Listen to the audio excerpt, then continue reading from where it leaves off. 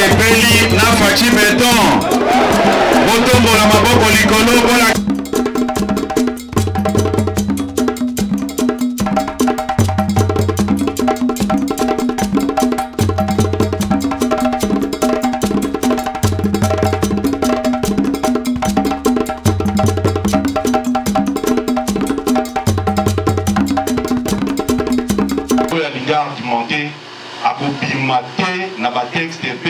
À kotika la musique ya d'injure pour que à faire valoir penser naé comme une raison.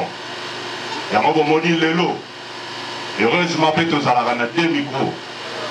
To sengaki na le confrère, le collègue, l'ami et frère, docteur Diké et tous les autres qui pensent avoir l'opinion contraire. Nous avons ça l'échange d'idées. Nous avons traité problème, il y a crise provoquée où les alliés il y a parti pour tous à l'analyté correcte enfin que tout est bandé il y a pour s'aligner.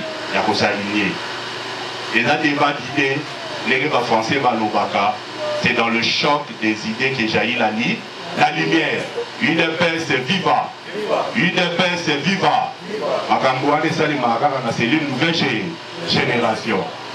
Les lots pour s'appeler docteur Diké Miko, mais comme tous amis qui courir derrière Ngonga, Nakati na échange na biso et vous savez na biso 30 minutes, il y a échange sur base, il y a pas texte légaux où ils ont régir parti na biso pour que bandéreni il y a bosso là. La composante et aussi les malordres. Aux Alaki à 33 nationaux, Balobike, secrétaire général Augustin Kabouyalo, à Longwa. Groupe B Moussoussou, aux amis Yabiso, président cellulaire, Babodi à base.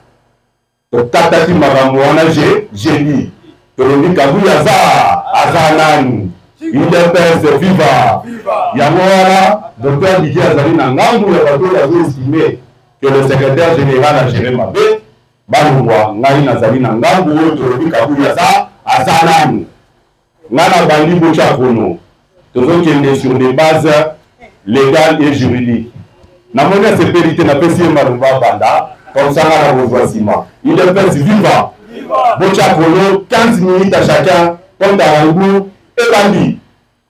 Vous avez la parole, docteur Diké. Merci beaucoup, président, pour m'avoir accordé voilà. On a ou soit se présenter les sous. Nga Nazali, docteur Diké, l'un des piliers de cette nouvelle génération. Alors, ça fait peut-être un bout de temps. On n'est pas vraiment sur Nabata pour Naroyaka, mais dans l'esprit, nous sommes toujours ensemble aux Céline Nabisso. Alors, je UDPS étant parti démocratique, j'apprécie ce que le président fait pour cet exercice démocratique pour me caper, pour se comprendre, parce que nous autres, tous dans la vie contraire, nous avons lobby.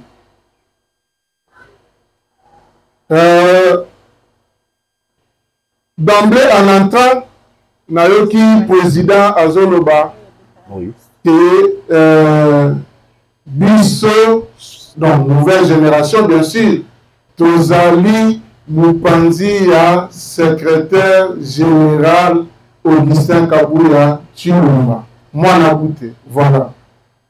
Mais, nous avons situé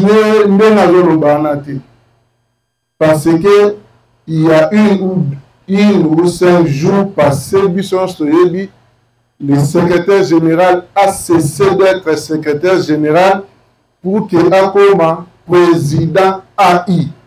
Mais là, on ne comprend plus. Parce qu'il y a la cellulaire, président cellulaire. Madame qui n'a rien secrétaire général, secrétaire général, bien président AI du parti. Parce que dans des fonctions différentes. Nous devons comprendre et le voir très bien. Moi, étant légaliste, je pense que le secrétaire général s'est enfoncé. Pourquoi je dis cela? Depuis quand a connu le président AI, toujours un peu dans le texte, hein, parce que le président Lobagi, il faut tout vérifier le texte. N'invitez ceux qui ont autant que la biso, ou soit dans mon entend.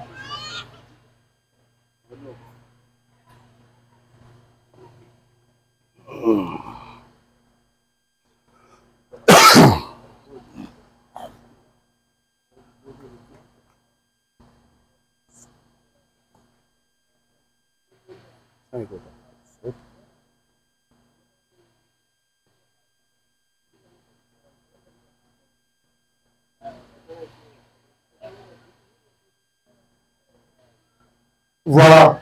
Nalinga Natanga sur l'intérim du parti. Parce que nous sommes dans le statut. Dans l'article 26, il y a parti Nabiso. Balobi Boye.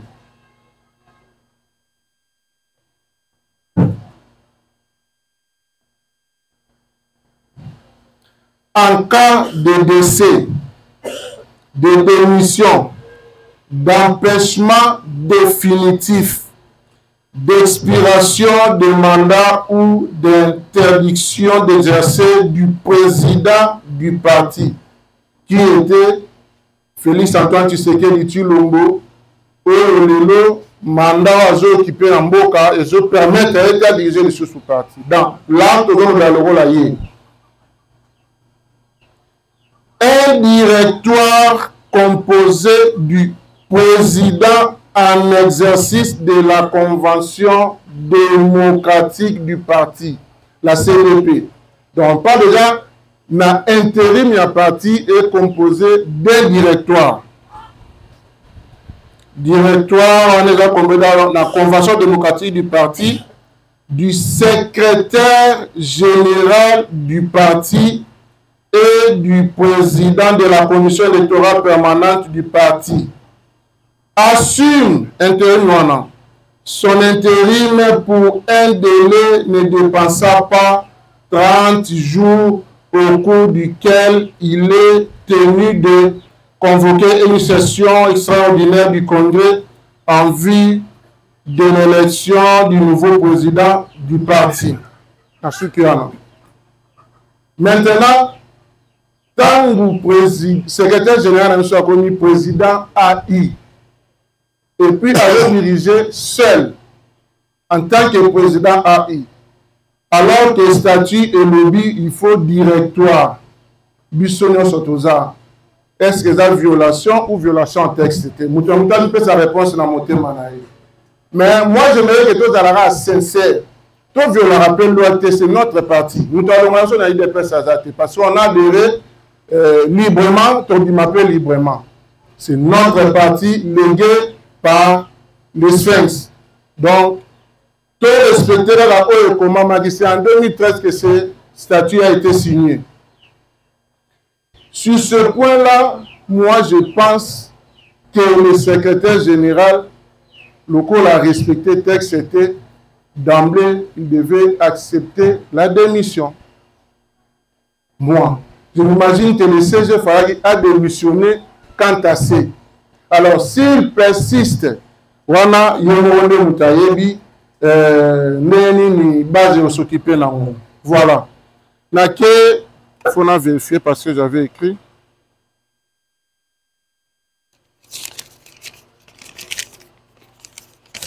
Docteur Miguel qui m'a cassé. Il dépasse viva. Et les démocratie, il y a moyo. Donc, dans l'article 63.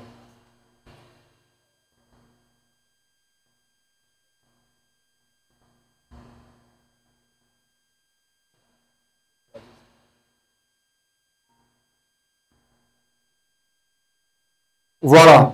L'article 63 de notre statut nous parle du mandat. Et le livre, le cumul des mandats est interdit au sein de l'UDPS sauf dérogation expresse du président du parti. Secrétaire général Nabiso ou soit président AI, parce que je suis confus plutôt. Je ne sais plus sur hasard CG ou président AI, non, il est battu. Maintenant, l'honorable Augustin Kabouya. Sur ce point-là, l'article 63, parce que le 5 de ce mois, il avait signé comme secrétaire général. Le 17, il signe un communiqué comme président AI. Est-ce qu'il y a un cumul de fonctions ou à Bossanaki, bien les années? On ne comprend pas. Parce que, à mon avis, ce qui est mon secrétaire général, le président AI, c'est la salle cumul de fonctions. Au statut n'a vu ce boy. Bon, ce qui est que Bapesa qui est autorisé qui est et pas président.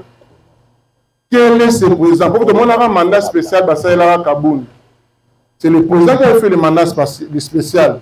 On attend le président du parti. Mais dès lors, à l'ONU, CG, ou à Tikalaki, Augustin Kabouya, a remis président AI au moins moment CG, à ça cumul de fonctions. Est-ce que, dans la dérogation spéciale, parce que le président a vu ce étant frappé, il ne peut plus signer une dérogation spéciale. Quand on a frappé dans l'interdiction par rapport à la mandat, il y a fonction à assumer en boucle. Donc, il ne peut plus signer. Donc, le président AI ou secrétaire général, l'honorable Augustin Kabouya, a violé sous statut Nabiso. Donc, il y a composition, il y a présidence, il y a parti Nabiso. Je pense que faisant 16.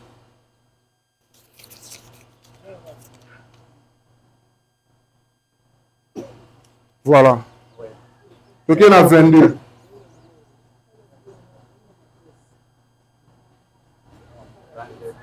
J'espère que vous avez un statut Botanga. Nous avons un forum pour Botala pour que nous ayons il est presse vivant. Bah, on va un téléphone Botala. Bah, on va un papier P Botanga.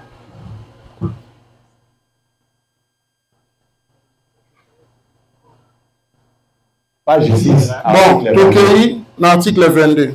Page 6. La présidence du parti exécutif national du parti est l'organe de représentation des décisions, d'orientation de l'action du parti, de supervision et de coordination générale de toutes les activités du parti. Composition, voilà. Comment la présidence du parti est composée. Parce qu'on a besoin d'organes décisionnels, il y a parti. Tout ça, la présidence du parti est composée de le président du parti. Notre président du parti est empêché, ne peut pas exercer les fonctions, il y a parti. Deuxièmement, le secrétaire général du parti. À mon avis, Augustin, le CG Augustin Kabouya. Et troisièmement, les secrétaires nationaux, chefs de département et puis le trésorier général. Les secrétaires nationaux en ont. Baza 22. Les secrétaires nationaux. Baza 22. Chefs de département, parce qu'il a précisé. Nous avons 22 secrétaires nationaux, chefs de département. Nous avons 63 secrétaires généraux et plutôt secrétaires nationaux adjoints. Oui, ça dit 85. Mais ici, on ne parle pas d'adjoint, secrétaires nationaux, chefs de département. Bangonio sera formé présidence du parti. Bazoa ba décision à Bango, si vous descendez un peu plus bas, Bazoa ba décision à Bango. Na réunion exécutive basalara. Dans les secteurs la mutarabilité quand nenga zalaya la muki na zi na signé communiqué na bimisi non. Avant signer on a balobela on a réunion na bango exécutif. Balobi bon nenga za boito sala voilà o bobi bayo kani bandimi bali. C'est déjà salini a signé communiqué et bimi.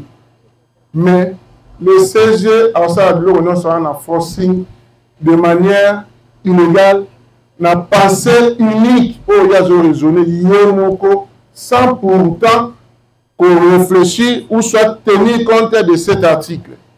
Est-ce que nyonso wana raka pour le citer que on attend yana, est-ce que c'est violation ou violation té? À mon avis, je pense que le CG a suffisamment violé l'article na biso la partie ou la statut. Le col a violé. Pourquoi pas démissionner? Parce que tout le monde a mavungu, les Alaraboué. Nous étions là avec le CG Mavungu, Bapongo, et les gars de Jacques Chaban, Bamasamba, Rémi, et les gars Aboué. Les Alaraboué problème. Pas musique à Abichon, ce monde, il y a Jean-Marc Aboun. Siko, nous en tant que banane, tout ce qui est dans le UDPS, qui jalelo, voilà. Tout réfléchir, est-ce que CG a zomé ma biso bien ou pas? Exécutif, on a bazo baté. Baza bateau, baza organe, ya présidence, ya parti. Ba ebisi mbala mbala te, ndeko kabuyo réunion mabe. Tout ça la bouille. OK. Soka bimi a sali autrement. Bazo ni sur ndeko kabuyo réunion mabe, tout ça la bouille. Soka bimi a sali autrement. Et ils ont pris des décisions. Bah non, tu vas continuer la montabilité, tu mettre et tu débouter. Nous sommes la base, nous sommes une force, c'est vrai. Mais nous ne sommes pas un organe, plutôt un organe décisionnel, il y a parti. Organe décisionnel à partir, il y a un de bien exécutif. Bangonde, Bamonike, Ndeko na bango, ou chef na bango direct, à Sali Mabe, il faut Toko Isaïe Atika. Bon, baza accompagné na batu mususu bino sikoto mona na réseaux sociaux ndenge ba désaveux zo continuer fédération cellule section ligue des jeunes de tout ezo continuer ko désavouer chef à partir na biso Augustin Kabouyi. C'est pourquoi nous pensons que il doit déposer sa démission na calme nion soit pour te boyi marambo fusion du sang force tout ça ça bien été nous sommes bien partis au pouvoir. Le CG devrait normalement déposer la démission à l'Ouana Kitiwana, à Tikelapé, Moutumususu Aya, co-diriger. Alors, s'il ne le fait pas, je pense, passer un mois d'avoir ça la signe, la base s'en occupera. Merci.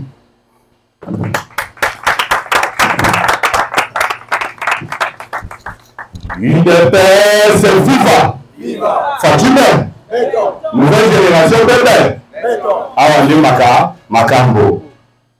Je pense que vous respectez timing, les confrères, frères, amis, docteur Diké d'Ivoire la Kalingaï, Abeti Massasi. Le Lobaki est exercice moko démocratique. On appelle, il faut que compte à rebours, 15 minutes. Na 15 minutes, tu as sur base il y a argument. Quand tu as rebours et bandi, c'est mieux na télé ma place oye pas télémaki pour ngapena banda opé sama matière. C'est bon? Nana bandi to bandi au compter. Oh, comment peut-il aller? Il est pas vivant. Voilà, on peut aller. Merci beaucoup, docteur Biké, n'a exposé au Saheli Bisso Awa. Mais heureusement, ou malheureusement, pour Nayo Koyi, na pour la présidence cellulaire. Mokoloma, matière. Question dans l'air du Bosso. Ezali Yakoyeba, quel est l'organe suprême du parti? Statut Nabiso Oyo, contrairement à Ndemolobi, Ezali statut Nabiso à 2020, c'est pas vrai? Parce que le dernier statut que nous utilisons, Ezali statut à le 23 janvier 2013. C'est ce que j'ai dit. Oui, Ezali amendé. C'est ce que j'ai dit. Le 2020, procès verbal des années. 2013. Ah, Moni. Ce qui peut-être n'a pas dit Mabé, on va voir dans le procès verbal.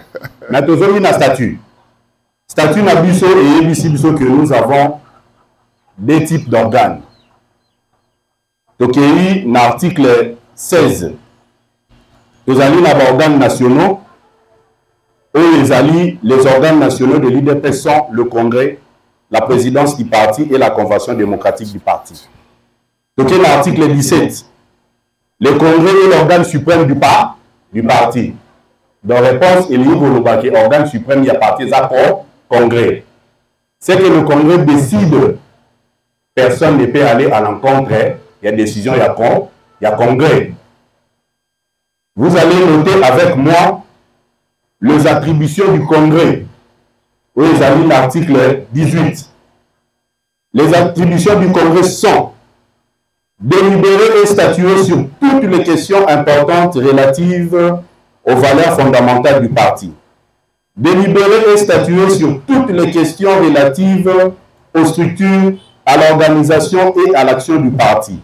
Se prononcer sur toutes les grandes questions qui se posent au pays. Approuver les modifications statutaires et réglementaires du parti. Sanctionner les rapports de politique générale présentés par le président du parti. Élire et le cas échéant, démettre le président du parti. Désigner et investir les candidats du parti à l'élection présidentielle. Désigner les candidats du parti aux élections à tous les niveaux sur proposition de la commission électorale permanente. 1.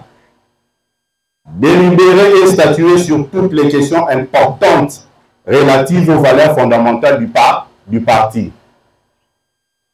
Statut Nabiso, ezali statut moro le obsolète. Pourquoi obsolète? Parce que statut Nabiso, ils ont répondre à la réalité actuelle. Pendant que Tozaraki Kosa la course au pouvoir, on n'avait pas mis de dispositions idoines et pratiques où le président du parti, à Kokoma, président de la République, quelles seront les mesures idoines pour que le parti ait continué à fonctionner bonnement. Naka échéant, le chef de l'État Félix Antoine Tshisekedi a commis président du parti, a commis président de la République. Il s'est constaté un vide juridique. Vide juridique wana euti wapi. Vide juridique wana euti na ba institution oyo ezali ko composé directoire que le confrère a évoqué ici na cadre ya intérim ya parti. Tozokende na organe moko oyo ezali ba organe nationaux oyo ezali ko représenter na kati ya congrès. La convention démocratique du parti. Lisons sur la convention démocratique du parti. J'arrive. Donc, il y a article 34.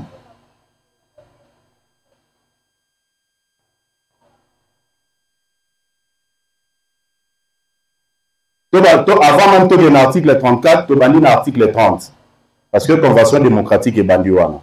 La convention démocratique du parti est un organe de concertation du parti. Si vous avez la composition, vous pouvez comprendre le vide juridique. Composition, il y a convention démocratique du parti. 1. Députés nationaux et sénateurs élus sur la liste du parti. 2. Ministres et mandataires du parti. 3. La présidence du parti. 4. Président de comités fédéraux. 5.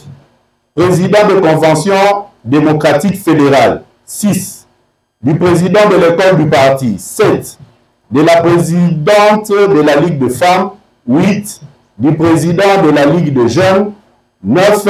Des personnalités à raison de 5 par province désignées par le président du parti. Dans nous sommes en 2019, élection et Salémi, nous avons eu à avoir des députés nationaux et sénateurs, n'est-ce pas? Ça veut dire que les premières conditions, ils allaient réunir. 2. Dans nous élection et Salémi, est-ce que l'IDPS qui n'a pas ministre? Non. Ça veut dire que deuxième disposition, ils allaient correctité.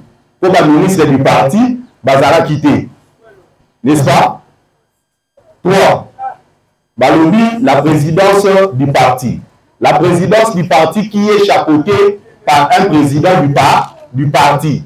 À ce moment-là, le président de la République, le président du parti est devenu président de la République. Ça veut dire qu'il y a le président du parti, conformément au texte de la BISO. 3 et 4. Président du comité fédéraux. Effectivement, le comité fédéraux est Zalaki. 5. Président des conventions démocratiques fédérales. Est-ce que en 2019, nous avons la convention démocratique fédérale? Et bien, elle existait. Et d'ailleurs, jusqu'à aujourd'hui, dans la fédération de la comité, la convention démocratique fédérale existe. 6. Président de l'école du parti, effectivement, Zalaki. 7. Présidente de la Ligue des jeunes, effectivement, Azalaki. 8.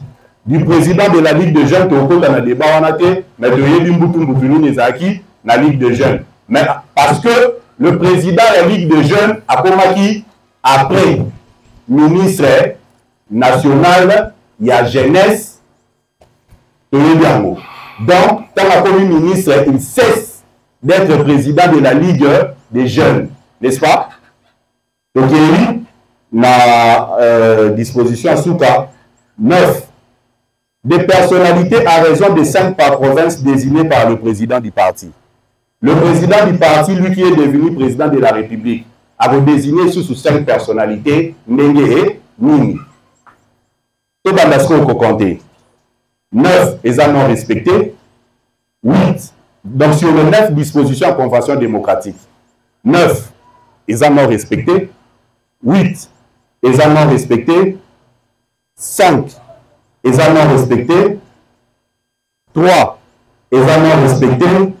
2 est non respecté. Ça veut dire que sur les 9 dispositions, 5 est non respecté, 4 est respecté. Bon, on va assurer que l'organe eux pour fonctionner. UDPS viva. UDPS viva.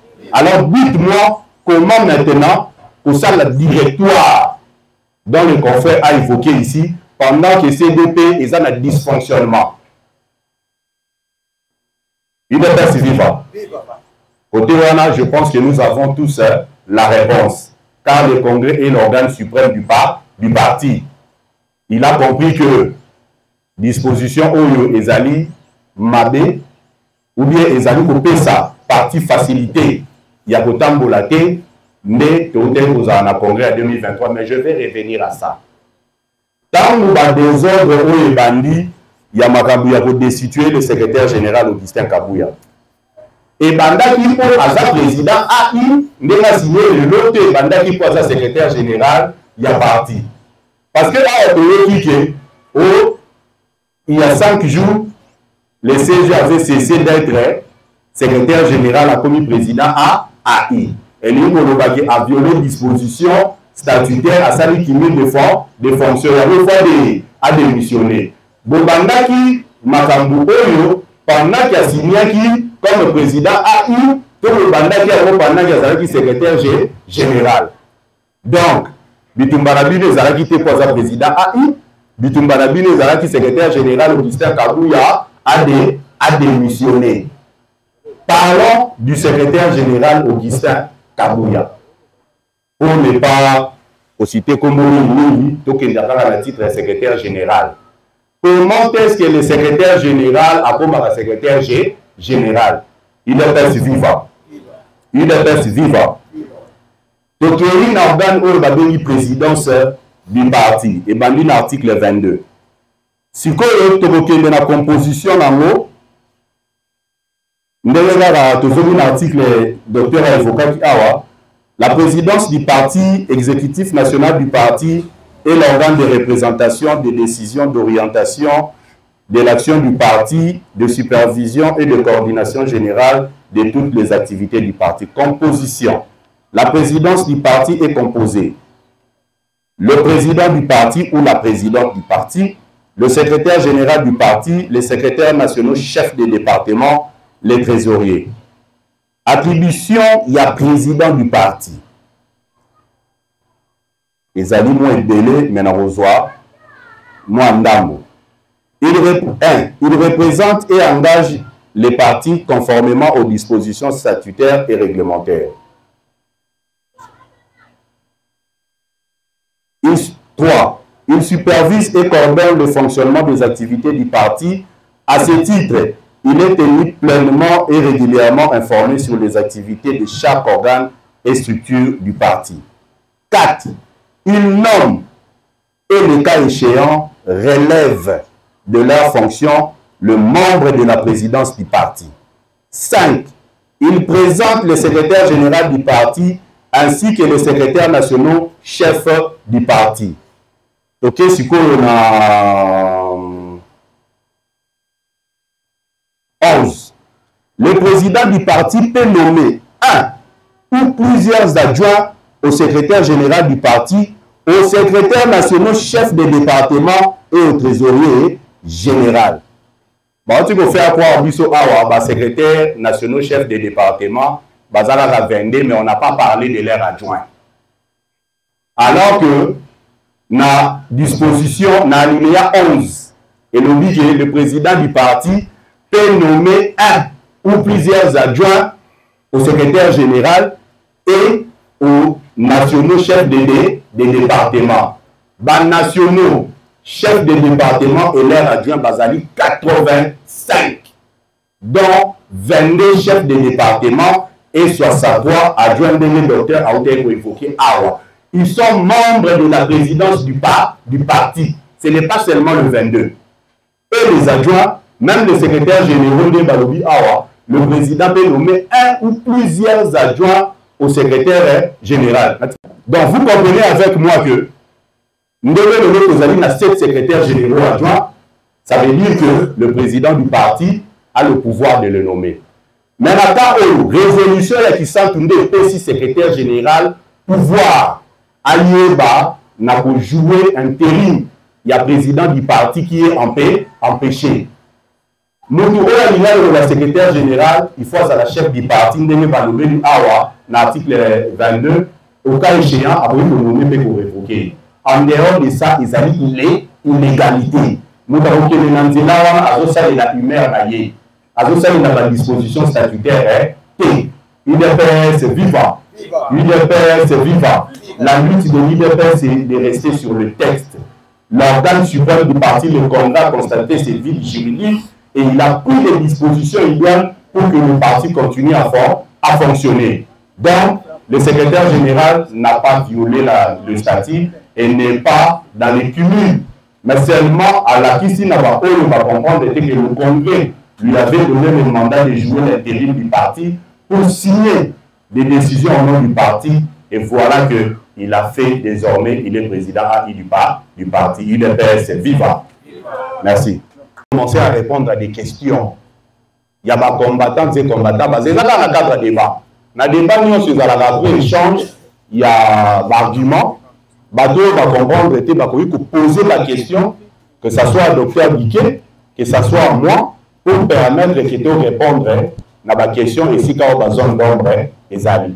UDPS vivant. Je pense qu'il y a moins de malades pour procéder. À moins que le docteur Guiquet a un avis, Moussoussou. Un avis, Moussoussou. Et ça est Maloba, et ça est Nico. Merci. Mais le débat, c'est que tu retiens sous chrono. Bon, vous pouvez s'arrêter à 5 minutes. Problème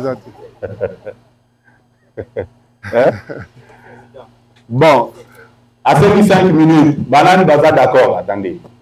Banane Baza d'accord, à 5 minutes. Donc, ça va juste 5 minutes, ceux qui n'ont pas ici, n'a juste 5 minutes. J'espère que tu reçois la licence sous-souté. Après 5 minutes. L'Assemblée n'a pas décidé. Il y a la zone C dans l'Assemblée, ceux qui ont autorisé, ou bien après autorisé du sous-minute. Ou bien tu n'as pas de question-réponse. Hein?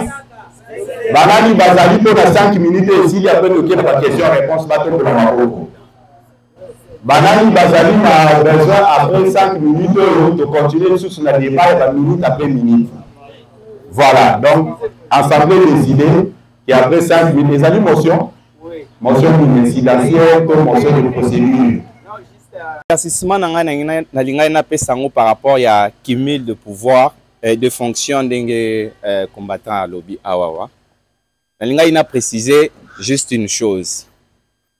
Le poste d'intérim administrativement est à la. Non, merci. Non, c'est bon. Je ne suis pas à l'aise avec ça. Je préfère parler comme ça. Non, Mati, savoir comme ça, Boyoka. Voilà. Le poste d'intérim administrativement est à la poste à titre provisoire. Il faut que le intérim et lobby nini. C'est-à-dire, il y a un cas d'empêchement d'évoquer Baka et Béléwana. Je juste couper ça exemple mon corps parce que j'ai eu à assumer aussi ces fonctions-là d'intérim. C'est-à-dire, supérieur n'a eu ce qui a zaté et qui a une urgence qui demande une signature. Moutou Oyo a désigné pour Nako. Signer en cas d'absence ou empêchement de Ako. Signer pour jouer rôle il y a intérim. Mais l'administration intérim et l'accès adjointé. Donc, on a un peu de détails, on a fait ça pour nous le ils accumulent de fonctions. Jusque-là, le CG Kabouya a assumé fonction, il y a secrétaire général. Mais comme le président du parti est empêché parce qu'il est déjà devenu président de la République, donc s'il y a des documents où le président de la République a signé, comme lui a joué rôle, il y a intérêt moana, il a un rôle, il a signé. Donc c'est juste le détail qu'on a apporté. Je te réponds. Pour l'accumul de fonctions, il le dit bien, et que ceux qui ont sali, il faut mouton à supérieur à désigner. N'est-ce pas?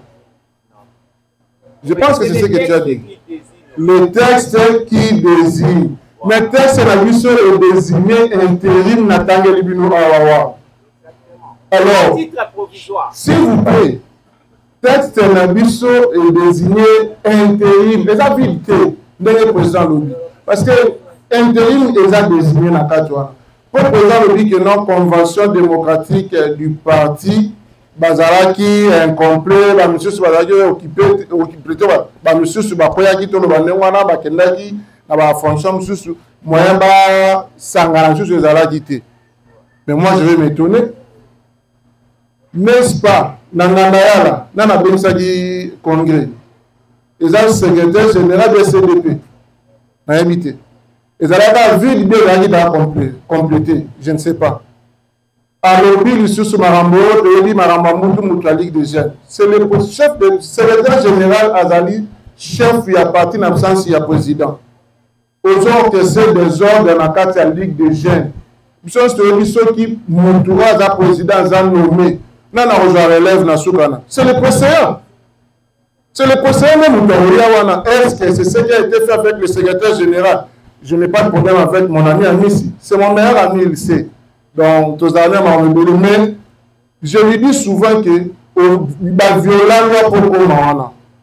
Pourquoi? Parce que il ne pouvait pas arriver là-bas précédent dans Azali. Je suis dit précédent Zarimani. Au Baïbinde, de choses au talia nominatif, là, ils ont beaucoup, après beaucoup Emani. Mais est-ce que Emani a une fonctionnelle? Non, le CG a créé des ordres. Il y a une manifestation qui est là, on a secrétaire, président de la Ligue des Jeunes. Se retrouve Emani na Miss. Sony Salama na kati ya salle bakoma deux présidents Ligue des Jeunes liboso na papier président Ligue des Jeunes, président Ligue des Jeunes. Nous sommes orchestrés par le CG parce qu'il avait voulu faire avec Oyoyaye. CDP est en vide, au CDP est Bengi Ngandayala, où est secrétaire général, où normalement le big failli depuis qu'elle appelle ça qui est Makassi, a comme président AI. Mais depuis tout ce temps, qu'est-ce qu'il attendait pour signer président AI? Je pense que mon Kabunga qui est dans Ngandayala, pas comme président AI, c'est mandat spécial chef de l'État Salaka. Nous appelons ça et à c'est président AI. Figure CG Nabiso. Nani appelle ça pouvoir comme président AI. Sera le bi Ngandayala. Mais depuis tout ce temps, Ngandayala depuis tout ce temps, il ne signe pas président AI. Pourquoi? Il continue à signer CG. Mais dès lors, parce que je ne suis pas juriste, mais si les juristes sont là pour nous aider, Dès lors que non, le président a changé d'emblée, tu signais CG, 3, 4, 5 jours, président AI. Mais je pense que c'est une violation. Mais on veut changer parce que le statut dans ce cas-là, il faut organiser des unions au Mawana. Ce qui est au Koma qui déjà, pourquoi tu n'exerces pas cette fonction en tant que tel? On a posé la après Nicoloti, tant au monde des ordres de côté, on a changé, après ça, Makasi a Nani, n'a commis président AI. Réfléchissons, tout peut-être, je suis, donc, on n'a rien contre les CG, mais sauf que c'est notre parti, il faut que nous légaliste, que nous parti Nabiso, et Tambola. On a cumulé des fonctions président à Autoloba. Mais, dans ce article, il bien que, soit au cas où, dans le cas spécial, où le président a désigné. C'est un cas spécial. C'est-à-dire que son chef hiérarchique a désigné. Mais qui l'avait désigné? C'est ça, l'économie n'a pas parce qu'il n'y a pas encore le temps pour te relire. Mais on venait de lire ça ici. Si vous savez qui va désigner, hier, le dit que Congrès nous désigné qui est. Congrès, on a la Benakiango, point d'interrogation. Tout dans la réponse. Il faut quand même tous dans la combattant. CG a retiré à l'éternellement, il partira. Batumususu Barouya. Au pays, les premiers ni les derniers CG à partir. Donc, Batumususu Barouya, Barosalara, Ndengemo, Basalara, non, les cellules existeront, les fédérations, les sections, la Ligue des jeunes, tout, maintenant, ils sont partis. Et qu'il existait toujours, il n'est pas là éternellement. Donc, attends le monter, plus tard le mois. Mais nous pensons que c'est le moment pratique parce qu'il y a tant de violations, il y a un statut Nabusso, où les autres sur ma capacité à continuer au Kambabisso. Merci. Viva. UDPS viva. Quant à Rebourg. Le congrès Oyouté Kosale Manangandayala l'année passée, ils ont convoqué par la présidence du parti. Ce n'était pas la CDP. CDP est convoqué qui va assise à Kisantu. Mais assise à Kisantu et il a entériné na congrès au présidence du parti et Bénisadi. Et d'ailleurs, même na statut et le bénéficio disposition, il y a congrès, il faut que ça démarre. Article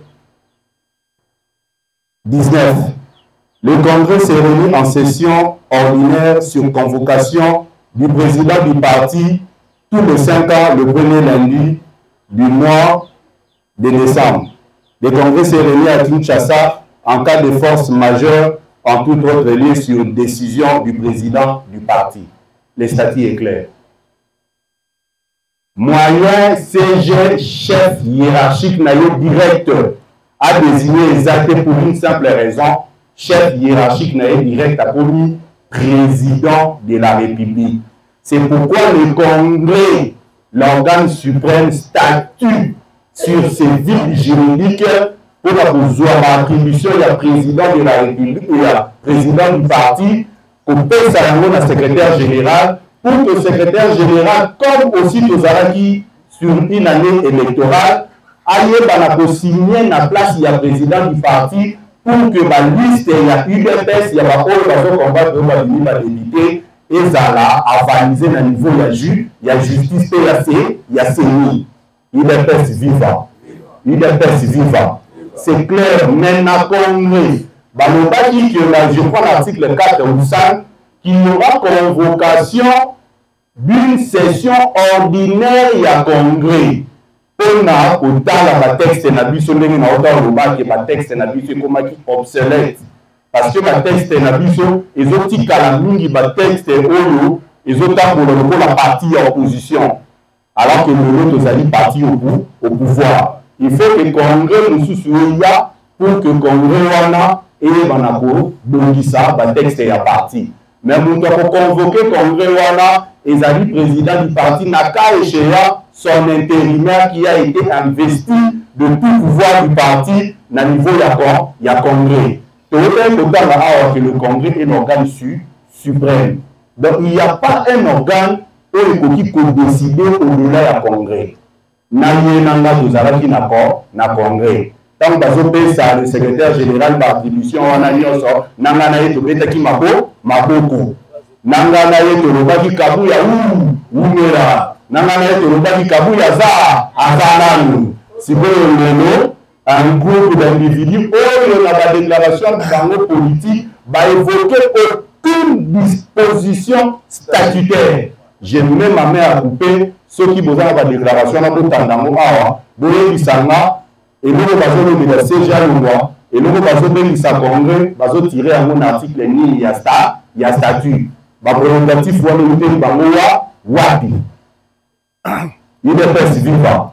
Natika il a combien de minutes contre Aribou? Talaka, ils ont une minute n'a pas épuisé. 3 minutes. Merci beaucoup. Tout le monde a une minute. Donc, il y a une attribution. Il y a une cellule. Donc, il y a l'article 46. Pour la position, il y a cellule et cellule. Article 46, il y a statut et le comité sectionnel, sous-sectionnel et cellulaire. Outre les compétences que là confère l'article 24 et le présent statut sont des organes permanents chargés d'assurer la gestion courante du parti dans leurs entités respectives et d'exécuter les décisions du comité fédéral. Ils doivent transmettre à leur fédération les listes complètes de membres du parti et leurs ressorts respectifs en ordre de cotisation 2 mois avant le terme de chaque session de la Convention démocratique fédérale. Bolani, toqué l'article 24. Babi Moutatis Moutandis. Article 24, ils article où ils allaient couper ça, ils allaient que la secrétaire générale du parti centralise toutes les activités de gestion courante du parti à ce titre. Il applique des décisions, des recommandations et tout. Ça veut dire que le comité cellulaire, l'article 46 va référer sur l'article 24, donc le comité cellulaire, ils allaient porter casquette, il y a secrétaire général de l'entité respectif. Bisso, le comité cellulaire, en cas échéant le président cellulaire, il ne représente pas le président du parti, mais il a des attributions du secrétaire général. Donc, nous avons secrétaire général la miniature dans l'entité respective. Il faut appliquer la décision de notre comité fédéral. Nangana bino tout le monde a dit que le président de la fédéral a sali déclaration. La permanence il y a parti à l'Olakabu Azanan. Si vous avez dans mes amis, n'a faire appliquer décision du comité fédéral, il y a cellule. N'a sali mabé, n'a sali malam. N'a respecté la test, n'a respecté. Il est c'est vivant. Fatime.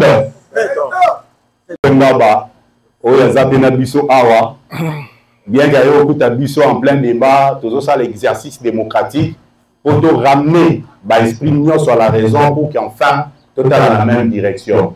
Le parti est nôtre.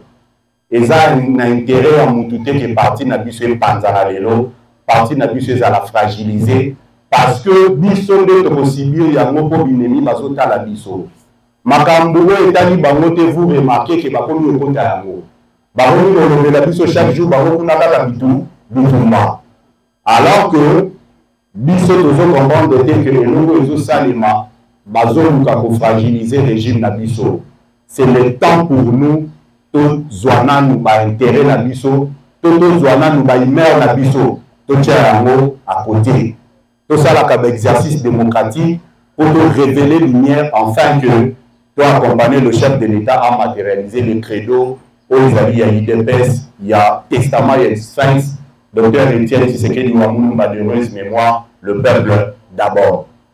Alors, sur ce, tu vas passer dans la question-réponse. Tu vas avoir trois questions, parce que mon ligne est Zoya. Il est déjà 17 h passées de 17 minutes. Kamoyo tomoni que après Liwaya Etienne. Tomona ki bato basenga ki triumvirate pour na ko gérer parti.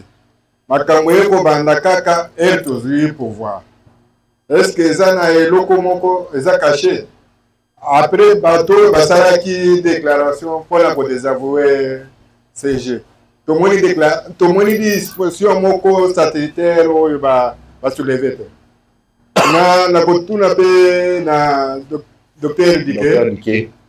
Est-ce que image wana ba secrétaire général na ba député ba lati ba bando rouge lokola ba mombondo. Est-ce que ça bien pour na parti na biso? Merci. Tant que Zalaki na opposition, batutu bazaki na bolingo. Bazaki na intérêt que parti déméré. Le loyo batu ba moni miel yango moni guerre au union sur comme Salema.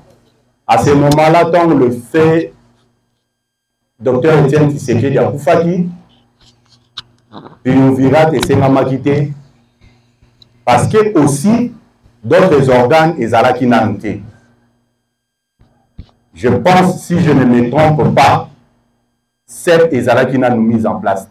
Je pense, si je ne me trompe pas, cette Ezalaki, qui était le dirigeant à cette.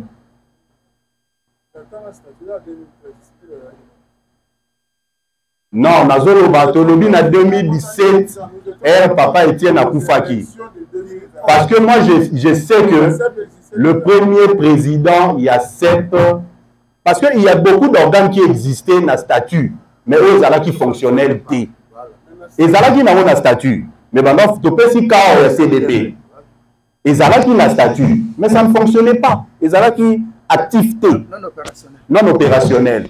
Dans le même cas, il y a Ligue des jeunes. Ligue des jeunes est promis actif vers 2009-2010. L'élection 2011. Avant la Ligue des jeunes, ils qui inactifs. Donc, il y a un autre lobby qui est statut Nabiso. Il faut impérativement congrès.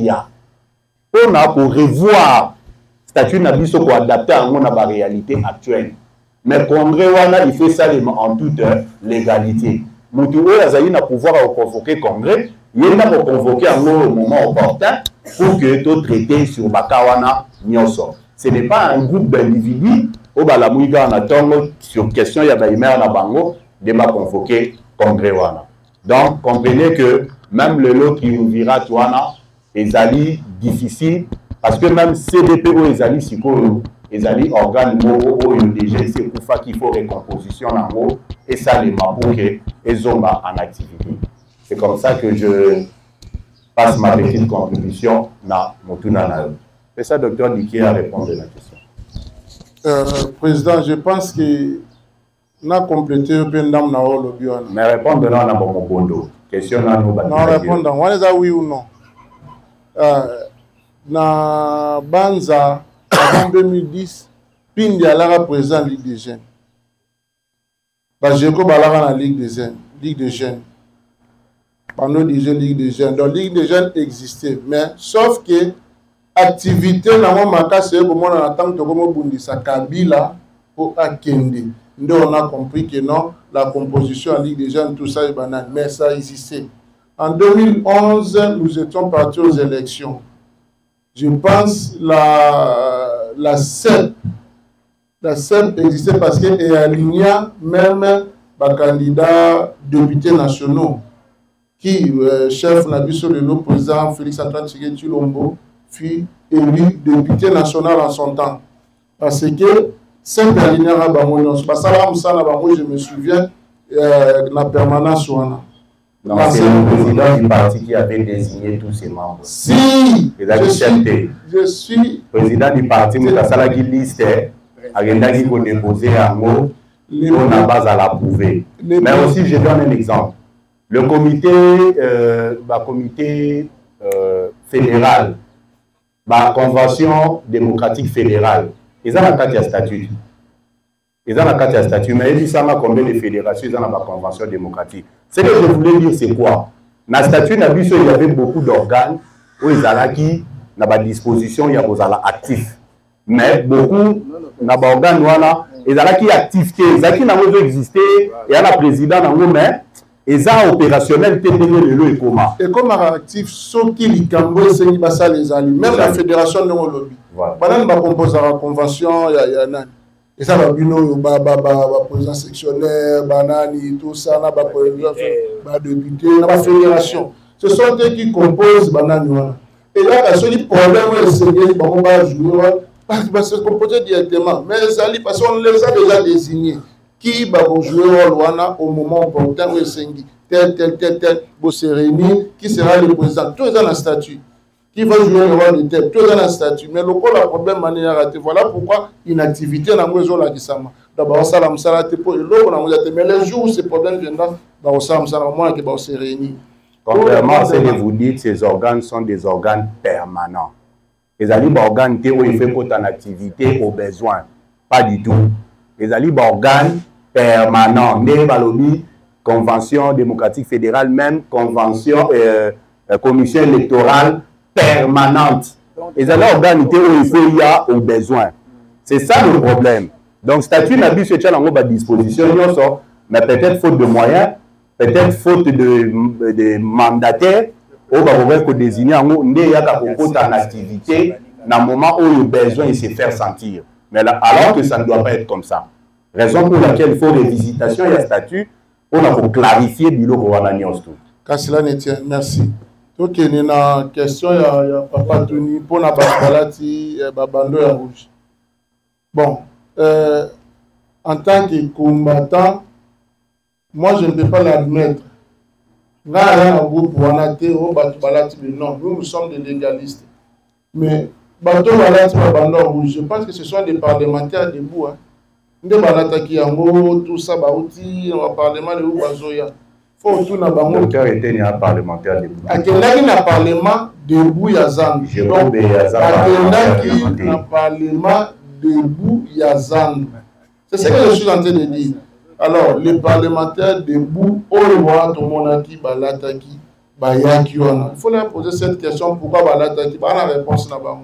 Comme moi, je ne fais pas partie de ce groupe-là, je pense que je n'ai pas de réponse possible. Mais je répondis dans le but que, quant à moi, je pense qu'il a bien dit. C'est ce que j'ai dit. Merci.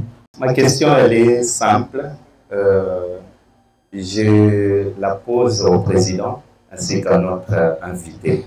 J'aimerais savoir de manière... Il est membre, il n'est pas invité. C'est un membre effectif. Voilà. J'aimerais savoir de manière exacte et claire de quoi on reproche du CG Augustin Kabouya pour qu'il puisse démissionner. Voilà, c'est ça ma question. Bon, ce qu'on a dit, je te voyais dans nos pensaments que tu me suivais religieusement. Mais à mon avis, Hollanda a été passé. La réponse est dans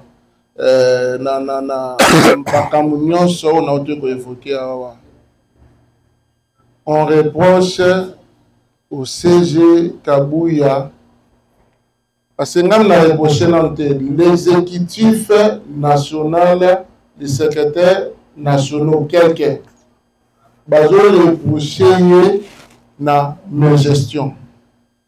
Bazo reproché na violation à statut na biso. Alors la décision de manière unilatérale. Alors que en attendant na bino qui non, c'est les décisions que prend ou que prennent les secrétaires généraux et ça débattu d'abord en réunion la jeudi. On peut avoir un exemple, il y a décision au Amabé, unilatérale. Président, je pense que je réponds à la question. À tout le monde, il faut soulever alors, je disais que le CG Kabouya, selon ce que nous pensons, ils ont autant de nous. Je pense que le président, le secrétaire général ou l'ancien secrétaire général adjoint Teni Longondo, à l'objet de l'Ogomobo. Après ça, exemple, il y a Ndekonabiso Moroboye, Oyo, tout ça, Ayaki, Karaboye, comment je peux entrer de coadhérer la partie, comment, voilà ce qui s'était passé. Mais 2, 3 mois, 4 mois après, on avait vu cette combattante nommée Et si alors, toutes ces choses-là, on pense que, selon nos analyses, est-ce qu'on ne voit pas que c'est le FCC qui ressurgit dans la poste de l'UDPS? Parce que le bateau de l'eau, Balatio, et tout ça, ce ne sont pas des membres de l'UDPS. Nous les avons connus comme membres de PPRD à Banane. Le qui a voulu Azali, gouverneur Issoussou. Comment il est devenu encore gouverneur? Parce que l'UDPS n'a pas de membres. Parce que nous sommes la majorité, tout le monde député provincial de on ne peut pas sortir un gouverneur au de moi dans l'UDPS. Mais pourquoi tout le monde? Alors, toutes ces griefs, les nationaux pensent que poste et que le CG le fait de manière unilatérale, mais aussi il y a quelque chose qui planche là-dessus. Parce que la réunion n'a pas déjà passé à expliquer, malheureusement, apportant qui l'explication comme il se doit être. Merci. Exemple, au PCA, il y a le docteur Eteni qui avait une combattante à Yakiboé. Et Zali n'a aucun soubassement véridique pour vérifier ça. Et puis, je dis que c'est faux et archi faux. Pourquoi? Parce que photo il y a combattante au balobi que Ayaki, Aduniende, Yakoya, et puis Nasuka Nama Yokoma. Cette combattante-là s'appelle Abigail Wanzambi. Nathalie Kombo parce que Eteni Longondo a évoqué que Azali DG, il y a FPI, alors que c'est faux. DG, il y a FPI, Azali Mwana Mobile. Alors, il y a FPI. Non, il avait dit DG, ma photo, j'ai même ça sur mon téléphone. Alors, qui DG, il y a FPI, alors que Abigail Wanzambi n'est pas DG, ni DG, il y a Azali administrateur. Il y a FPI que moi je connais personnellement comme combattante pour président cellulaire na auti ko kufa kalate to auti ko kunda président cellulaire na Tchangu alors même candidat député a échoué dans l'élection Oyo il y a 2023. Elle s'appelle Abigail Wanzambi. Je crois que directeur na été à cabinet aux années na cellule azana komba Kalix.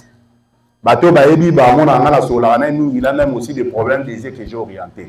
Donc, exemple, on a payé Zali Moutou, il y a le coup, il y a le kuta. Et quand moi, je suis en face d'une personne qui ment pour avoir raison, ça veut dire que ma cambounion soit en azolo beza le kuta. Quand on a mon photo d'Abigail Wanzambi, Abigail Wanzambi d'ailleurs est fille d'un des pionniers de l'IDPS. Bateau ya Kalaba ebi kombo ya Wanzambi na kati ya IDPS. Tata na ye azalaki mutu ya IDPS ya kala. Azali DGT, azali DGAT, azali administrateur général et il assure parfois l'intérim ya PCA, celui PCA zate na cadre ya conseil d'administration. Non, la lobby avant j'ai dit que je connais personnellement étant une ancienne combattante. Non, mais on peut aussi évoquer le cas de Maman Pongo, qui est secrétaire nationale à Evokamango, toujours que je suis la fille du premier secrétaire général Pongo de l'IDPS. Ce n'est pas un crime. Maman Pongo, a sali vidéo lobby, toujours aidé secrétaire général, Tebiso Batutozu Msala, toujours engagé par combattant, T. Oazali, administrateur à OCC. Ce n'est pas un crime. Il y a le docteur Diké et le petit frère le CP, David Moukeba, qui est un pionnier. Il y a lutte, il y a IDPS, Bakanga, Balemba. Et ça crime. N'a évité en quoi est-ce que c'est un péché d'évoquer affiliation, il y a lutte, il y a paternel Moro. Mais j'ai dit qu'elle-même, c'est une combattante. Il y a un qui était donc, docteur était Niaposaki. C'est faux. Et c'est une aberration qu'un médecin a bandako, surtout que c'est un aîné. De l'ébi déontologie, il y a son. Il est fait vivant. Aussi. Complément mon comité. Je dis qu'il y a une clandestinité. Elle va pas nous accompagner de bataille de peste. On peut pas comme on dit pas. Il s'est là pour que la papa n'a pas de ça, la papa n'a pas de ça. Ça va nous pour la moto. C'est pourquoi n'a pas un autre. Effectivement, nous en sommes victimes. Moi, mon père fut secrétaire général à l'urbanisme et habitat lorsqu'il a été révoqué en 2009. Parce que tout simplement, il est de l'UDPS. Parce qu'il porte un nom que je ne veux pas caricaturer sur des notes tribales. Parce que son père s'appelait Tshisekedi.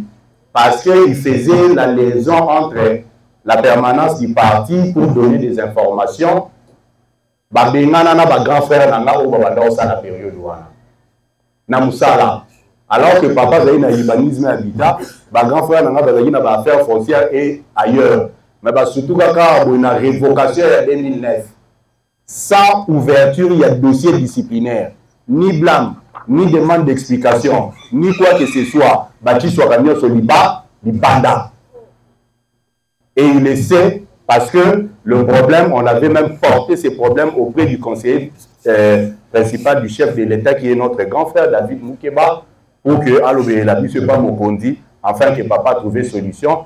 Et gloire à Dieu, il a été réhabilité en 2021 par ordonnance présidentielle de Fachi Berton. Parce que le dossier Zara qui vit. Sans dossier disciplinaire. Donc, on va dire que information, le secrétaire général, tu seras révoqué. Voilà, c'est ce que nous avons tous subi. Mais aussi, je voulais attirer l'attention de notre frère docteur Diké. Il a évoqué que le secrétaire général prenait des décisions unilatérales. Moi, j'aimerais attaquer à moi-même dans le couloir. À l'oukaba décision, pour à la kisabiso yango. Comme ça, tu as une décision unilatérale au secrétaire général à Bandai Bozoya yango. Mais dans le cadre de la prérogative, il y a un article 24. Et l'obité qu'il faut que pouvoir n'a que ce soit pour avoir décision. Et l'obité a voté. Mais tout ça a besoin de respect à la règle, respect à la statut. Bisomo betoti kala na ba principe wana. Ce que l'obité a violé et c'est qu'il n'a bisoté to violé pour que to qu'il y ait des violations à violation. Toti kala na ba texte. Merci beaucoup. Il y avait que 4 questions. Okay. Merci beaucoup, Président. Pour la parole au Pessingaï. Question est adressée à docteur. Merci. Voilà. J'ai entendu, le docteur disait que le CG a violé la statue ou poste à zone qui paie et a vraiment na subasumate ya statut. Maintenant, question Nangaye Saboy. Est-ce que le docteur peut nous donner dispositions statutaires qui nous donnent que si on révoque le secrétaire général, on va prendre un secrétaire national le plus âgé, qu'il soit le secrétaire général. Alors qu'il y a des secrétaires généraux adjoints. Alors qu'il y a des secrétaires généraux adjoints. Les deux, je vis que le secrétaire général adjoint le plus âgé, au lieu de faire le point de presse dans la permanence, il est allé le faire à l'école Boboto. Est-ce que ça a des dispositions statutaires? Il y a eu des baisses. Tu peux nous donner cet article? Pour la conférence de presse, sur le statut, je pense qu'en article 26, on attend un peu plus bas, au Monagué, conférence de presse, même congrès, même Nini, et que Salema, Naïsika, Oyo, Binomoma, désigné. Et ça a permanence. Beaucoup ça mon hôtel loué na salle nini eza violation té de Salema partout olingi comme tout le monde a congé moni qui na mopenga yala et qui na mo qui sent tout boy c'est violation té. Mais en ce qui concerne la disposition statutaire où il désigné doyen d'âge dans le Banémoana, je pense que le président veut soulever quelque chose que ceux qui CG a violé, nous on pense que CG a violé, il ne suffit pas que tout continue puis la violation en violation. Moi, je suis au-delà de la combattant, on est scientifique. Donc notre intellectuel nous oblige. Je passe à l'interne, ils avaient discuté quant à ce que désignant les doyens d'âge comme nouveau secrétaire général de la violation.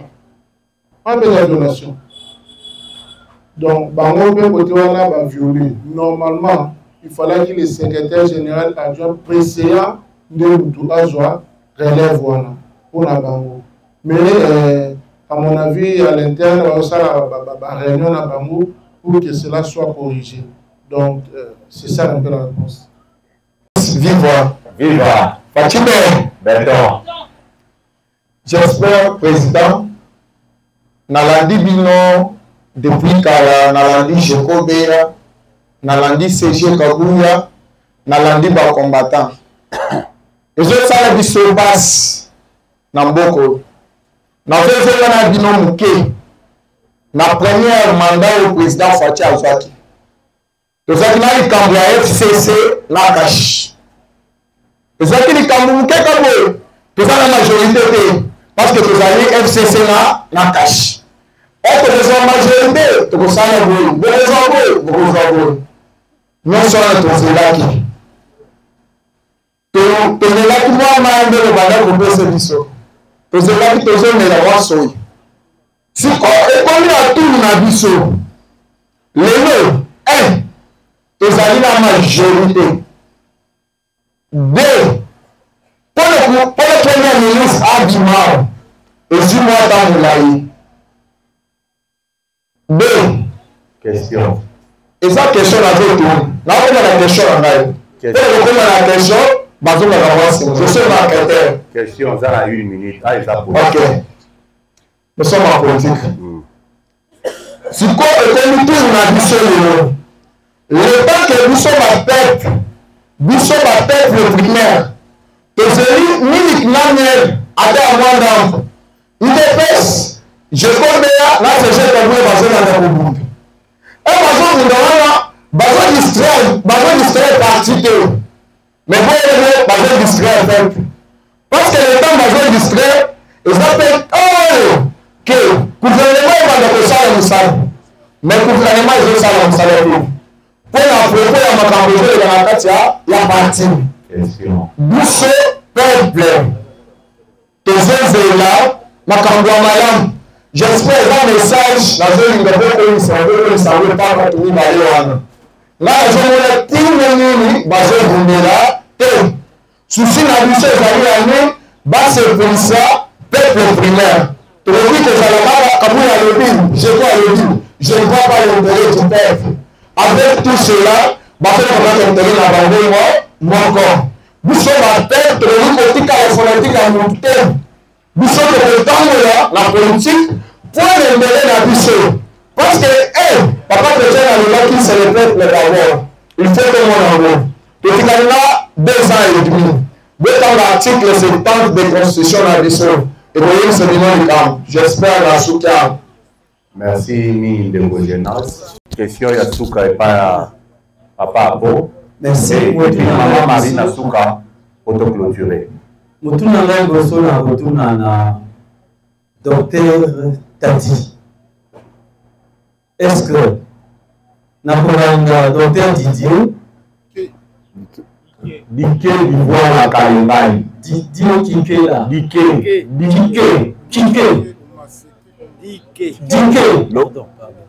Dike Kalingai. Oui. Ah, je l'ai corrigé là. Dike Kalingai, on me dit le 5 juillet 2024, secrétaire général Augustin Kabuya. Donc, on est le 17.